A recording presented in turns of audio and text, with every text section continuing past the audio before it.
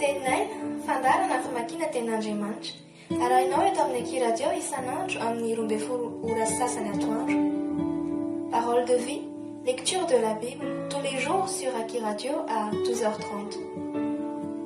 Wort des Lebens, jeden Tag eine biblische Lektüre um 12:30 Uhr im Aki Radio. Iarahanao amin'ny rahavavy aina.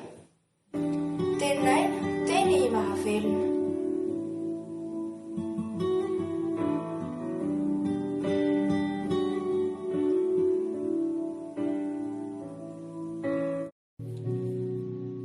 Ny filazantsara nosoratan'ny Luka toko 4:12. Ny nanasan'ny fariseo anankiray an'i Jesosy sy ny nahasitrana ny lehilahy narary manirana ary ny nitorinteny tamin'ny olona tao an-trano. Amin'ny anaran'i Jesosy. Ary aniditra mba hinana tao an-tranon'olo anankiray amin'ny fariseo izy tamin'ny sabata dia nizahan-taratra azy ireo. Ary indro nisy olona manirana anankiray teo anatrehany. Ary Jesosy namalaka nanao tamin'ny mpahay lalàna sy ny fariseo hoe mety va ny mahasitrana amin'ny sabata sa tsy? Fa tsy niteny ireo. Ary izy nanendry ilay marary dia nahasitrana azy ka nandefa azy andeha. Ary izy nanao tamin'ireo hoe iza moa aminareo raha manana boriki na omby latsaka ao an-davaka fatsakana no tsy hampakatra azy miaraka amin'izay na dia amin'ny andro sabata aza? Ary tsy nahavaliny amin'izany zavatra izany izy. Ary Jesosy nanao fanoharana tamin'izay nasaina raha nahita azy mifidy ny fitoerana aloha ka nanao taminy hoe raha misy makanao any amin'ny fampakaram-bady aza mipetraka eo amin'ny fitoerana aloha fandrao isy olona nalaina izay mihaza kokoa noho ianao ary ho avy izy ananasanao sy izy ka laza aminao hoe omeo toerana io olona io dia homenatra ianao ka hifindra ho any amin'ny fitoerana aoriana indrindra. Fa raha misy manasanao mandehanaka mipetraha eo amin'ny fitoerana aoriana indrindra ary rehefa tonga ilay nanasanao dia mahazo manao aminao hoe risaka izy mandrosoa etsy alohaloha kokoa dia azoazo eo mason'izay rehetra miara-mipetraka mihinana aminao ianao. Fa izay rehetra manandra tena no ahetry ary izay manetry tena no asandratra. Ary hoy Jesosy tamin'ilay nanasa azy kosa, raha manasa olona amin'ny sakafo atoandro na ny sakafo hariva ianao dia aza ny sakaizanao na ny rahalahinao na ny havanao na ny namanao manan-karena no asainao fandrao anasanao koa ireo dia ho voavalina anao. Fa raha manao fanasana ianao dia asao ny malahelo, ny kilemaina, ny mandringa, ny jamba dia ho sambatra ianao satria tsy mba manan-kavaly ireo fa ho valiana kosa ianao amin'ny fitsanganan'ny marina. Ary nankiray tamin'izay niara-nipetraka nihinana taminy dia nandray izany ka nanao taminy hoe sambatra izay hinan-kanina ao amin'ny fanjakan'Andriamanitra. Fa hoy Jesosy taminy, nisy olona anankiray nanao fanasana lehibe ka nanasa olona maro ary naniraka ny mpanompony izy tamin'ny fotoana fisakafoanana ilaza amin'izay fanasaina hoe andefa efa voavoatra izao ny fanasana. Fa izy rehetra dia nitovy saina ka samy nanao fialana. Hoy ny voalohany taminy, efa nividy tany aho ka tsy maintsy mandeha izahazy, masina ianao, ekeo ny fandavako. Ary hoy ny anankiray koa, efa nividy 10 aho ka andeha hamantatra azy, masina ianao, ekeo ny fandavako. Ary hoy ny anankiray koa, efa nampakabady aho koa amin'izany tsy afaka mankany.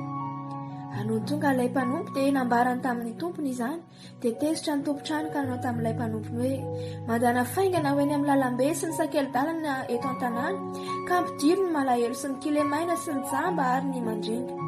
Ary hoy ilay mpanompo, tompoko, efa natao izay nandidinao ary mbola tsy feno ihany ny trano. Ary hoy ny tompo tamin'ilay mpanompony, mandehana ho eny amin'ny lalambe sy ny sisim-boly ka atereo ny olona hiditra mba ho feno ny tranoko. Lazaiko aminareo tsy hisy anandrana na ny nahandroko ireny olona nasaiko ireny na dia iray akory aza. Ny nilazany Jesosy tamin'ny olona maro nanaraka azy izay tokony ho toetry ny mpianany.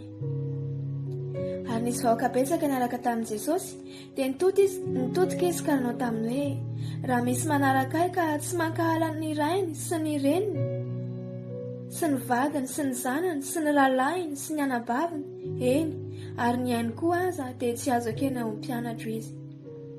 Nazovo no tsy nitondra ny azy fijaliana ka tsy manaraka ahy dia tsy azo ekena ho mpianatra izy. Fa iza moa aminareo raha tahanao tilikambo no tsy mipetraka aloha mihevitra izay olany anaovana izany na misy ahavitany azy na tsy? Fandrao rehefa nanao ny fanonerana izy ka tsy mahavita dia andatsy azy izy rehetra mahita ka hanao hoe io olona io dia nanomboka nanao trano fa tsy nahavita. Ary iza moa no mpanjaka raha andeha hiady amin'ny mpanjaka hafa no tsy mipetraka ao aloha mba haka hevitra tsara na mahay mandresy ilay mitondra 2 alina amin'ny 1 alina izy na tsy. Fa raha tsy izany, raha mbola lavitra ny mpanjaka anankiray dia ampitondra teny izy ka angataka fihavanana. Ary toy izany koa ianareo rehetra, izay tsy mahafoy iza rehetra nananareo dia tsy azo ekena ho mpianatra. Koa tsara ny sira, fa raha ny sira aza ny tonga matsatso, inona indray no ahasira azy? Tsy mahasoa ny tany na ny zezika izy, fa harian'ny olona. Izay manantsoa. L'Évangile selon Luc, chapitre 14. Jésus à table dans la maison d'un pharisien, guérissant d'un hydropique le jour de sabbat. Au nom de Jésus. Jésus étant entré un jour de sabbat dans la maison de l'un des chefs des pharisiens pour prendre un repas, les pharisiens l'observaient. Et voici, un homme hydropique était devant lui. Jésus prit la parole et dit aux docteurs de la loi et aux pharisiens: Est-il permis ou non de faire une guérison le jour du sabbat? Ils gardèrent le silence. Alors Jésus avança la main sur cet homme, le guérit et le renvoya. Puis il leur dit: Lequel de vous, si son fils ou son bœuf tombe dans un puits, ne l'en retira pas aussitôt, le jour du sabbat? Et il ne put rien répondre à cela. Instruction sur l'humilité et sur la bienfaisance. Il adressa ensuite une parabole aux conviés, en voyant qu'ils choisissaient les premières places, et il leur dit: Lorsque tu seras invité par quelqu'un à des noces, ne te mets pas à la première place, de peur qu'il n'y ait parmi les invités une personne plus considérable que toi, et que celui qui vous a invité l'un et l'autre ne vienne te dire: cède la place à cette personne-là. Tu aurais alors la honte d'aller occuper la dernière place. Mais lorsque tu seras invité, va te mettre à la dernière place, afin que quand celui qui t'a invité viendra, il te dise: Mon ami, monte plus haut. Alors cela te fera honneur devant tous ceux qui seront à table avec toi. Car quiconque s'élève sera abaissé, et quiconque s'abaisse sera élevé. Il dit aussi à celui qui l'avait invité: Lorsque tu donnes à dîner ou à souper, n'invite pas tes amis, ni tes frères, ni tes parents, ni tes voisins riches, de peur qu'ils ne t'invitent à leur tour et qu'on te rende l'appareil. Mais lorsque tu donnes un festin, invite des pauvres, des estropiés, des boiteux, des aveugles. Et tu seras heureux de ce qu'ils ne peuvent pas te rendre l'appareil, car elle te sera rendue à la résurrection des justes. Parabole des conviés. Un de ceux qui étaient à table, après avoir entendu ces paroles, dit à Jésus: Heureux celui qui prendra son repas dans le royaume de Dieu. Et Jésus lui répondit: Un homme donna un grand souper, et il invita beaucoup de gens. À l'heure du souper, il envoya son serviteur dire aux convoyés: Venez, venez, car tout est déjà prêt. Mais tous, unanimement, se mirent à s'excuser. Le premier lui dit: J'ai acheté un champ, et je suis obligé d'aller le voir, excusez-moi, je te prie. Un autre dit: J'ai acheté 5 paires de bœufs, et je vais les essayer. Excuse-moi, je te prie. Un autre dit: Je viens de me marier, et c'est pourquoi je ne puis aller. Le serviteur, de retour, rapporta ces choses à son maître. Alors le maître de la maison, irrité, dit à son serviteur: Va promptement dans les places et dans les rues de la ville, et amène ici les pauvres, les estropiés, les aveugles et les boiteux. Le serviteur dit: Maître, ce que tu as ordonné a été fait, et il y a encore de place. Et le maître dit au serviteur: Va dans les chemins et le long des haies, et ceux que tu trouveras, qu'entre-les d'entrer, afin que ma maison soit remplie. Car je vous le dis, aucun de ces hommes qui avaient été invités ne goûtera de mon souper. Conditions à remplir pour être disciple de Jésus. De grandes foules faisaient route avec Jésus. Il se retourna et leur dit: Si quelqu'un vient à moi, et s'il ne hait pas son père, sa mère, sa femme, ses enfants, ses frères, ses sœurs et même sa propre vie, il ne peut être mon disciple. Et quiconque ne porte pas sa croix et ne me suit pas, ne peut être mon disciple. Car lequel de vous, s'il veut bâtir une tour, ne s'assied d'abord pour calculer la dépense et voir s'il a de quoi la terminer? de peur qu'après avoir posé les fondements, il ne puisse l'achever et que tous ceux qui le verront ne se mettent à le railler en disant « Cet homme a commencé à bâtir et il n'a pu achever ». Ou quel roi, s'il va faire la guerre à un autre roi, ne s'assied d'abord pour examiner s'il peut, avec 10 000 hommes, marcher à la rencontre de celui qui vient l'attaquer avec 20 000? S'il ne le peut, tandis que cet autre roi est encore loin, il lui envoie une ambassade pour demander la paix. Ainsi donc, quiconque d'entre vous ne renonce pas à tout ce qu'il possède ne peut être mon disciple. Le sel est une bonne chose, mais si le sel perd sa saveur, avec quoi l'assaisonnera-t-on? Il n'est bon ni pour la terre, ni pour le fumier, on le jette dehors. Que celui qui a des oreilles pour entendre, entende.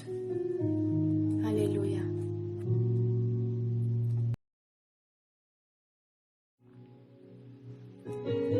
Das Evangelium nach Lukas, Kapitel 14. Im Namen Jesus. Und es begab sich, dass er kam in ein Haus eines Obersten der Pharisäer an einem Sabbat, das Brot zu essen, und sie hatten Acht auf ihn. Und siehe, da war ein Mensch vor ihm, der war wassersüchtig. Und Jesus antwortete und sagte zu den Schriftgelehrten und Pharisäern und sprach: Ist es auch recht, am Sabbat zu heilen? Sie aber schwiegen still. Und er griff ihn an und heilte ihn und ließ ihn gehen. Und antwortete und sprach zu ihnen: Welcher ist unter euch, dem sein Ochse und Esel in den Brunnen fällt und der nicht alsbald ihn herauszieht am Sabbattage? Und sie konnten ihm darauf nicht wieder Antworten geben.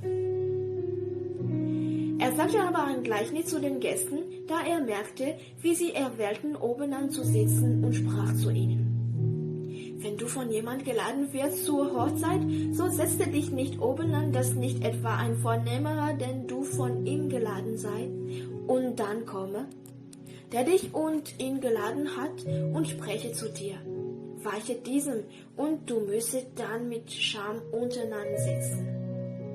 Sondern wenn du geladen wirst, so geh hin und setze dich untereinander, auf das, wenn da kommt, der dich geladen hat, er spreche zu dir: Freund, rücke hinauf, dann wirst du Ehre haben vor denen, die mit dir am Tische sitzen. Denn wer sich selbst erhöht, der soll erniedrigt werden, und wer sich selbst erniedrigt, der soll erhöht werden. Er sprach auch zu dem, der ihn geladen hatte: Wenn du ein Mittags- oder Abendmahl machst, so lade nicht deine Freunde, noch deine Brüder, noch deine Gefreunde, noch deine Nachbarn, die da reich sind, auf dass sie dich nicht etwa wieder laden und dir vergolten werden. Sondern, wenn du ein Mahl machst, so lade die Armen, die Krüppel, die Lahmen, die Blinden, so bist du selig, denn sie haben es dir nicht zu vergelten. Es wird dir aber vergolten werden in der Auferstehung der Gerechten. Da aber solches hörte einer, der mit zu Tische saß, sprach er zu ihm: Selig ist, der das Brot isst im Reiche Gottes. Er aber sprach zu ihm: Es war ein Mensch, der machte ein großes Abendmahl und lud viele dazu. Und sandte seinen Knecht aus zur Stunde des Abendmahls, zu sagen der Geladenen: Kommt, denn es ist alles bereit. Und sie fingen an, alle nacheinander sich zu entschuldigen. Der erste sprach zu ihm: Ich habe einen Acker gekauft und muss hinausgehen und ihn besehen. Ich bitte dich, entschuldige mich. Und der andere sprach: Ich habe 5 Jochochsen gekauft und ich gehe jetzt hin, sie zu besehen. Ich bitte dich, entschuldige mich. Und der dritte sprach: Ich habe ein Weib genommen, darum kann ich nicht kommen. Und der Knecht kam und sagte das seinem Herrn wieder. Da war der Hausherr zornig und sprach zu seinem Knechte: Geh aus schnell auf die Straßen und Gassen und der Stadt und führe die Armen und Krüppel und Lahmen und Blinden herein. Und der Knecht sprach: Herr, es ist geschehen, was du befohlen hast. Es ist aber noch Raum da. Und der Herr sprach zu dem Knechte: Gehe aus die Landstraßen und an die Zäune und nötige sie hereinzukommen, auf dass mein Haus voll werde. Ich sage euch aber, dass der Männer keiner, die geladen waren, mein Abendmahl schmecken wird. Es ging aber viel Volks mit ihnen, und er wandte sich und sprach zu ihnen: So jemand zu mir kommt und hasst nicht seinen Vater, Mutter, Weib, Kinder, Brüder, Schwestern, auch dazu sein eigenen Leben, der kann nicht mein Jünger sein. Und wer nicht sein Kreuz trägt und mir nachfolgt, der kann nicht mein Jünger sein. Wer ist aber unter euch, der einen Turm bauen will und sitzt nicht zuvor und überschlägt die Kosten, ob er es habe, hinauszuführen? Auf das nicht, wo er Grund gelegt hat, und kann's nicht hinausführen. Alle, die es sehen, fangen an, sein zu spotten und sagen: Dieser Mensch hob an zu bauen und kann es nicht hinausführen. Oder welcher König will sich begeben in einen Streit wider einem anderen König und sitzt nicht zuvor und ratschlagt, ob er könnte mit 10.000 begegnen, dem, der über ihn kommt, mit 20.000? Wo nicht, so schickt er Botschaft, wenn jener noch ferne ist, und bittet um Frieden. Also muss auch ein jeglicher unter euch, der nicht absagt allem, was er hat, kann nicht mein Jünger sein. Der Salz ist ein gutes Ding, wo aber das Salz dumm wird, womit wird man es würzen? Es ist weder auf das Land noch in den Mist nütze, sondern man wird es wegwerfen.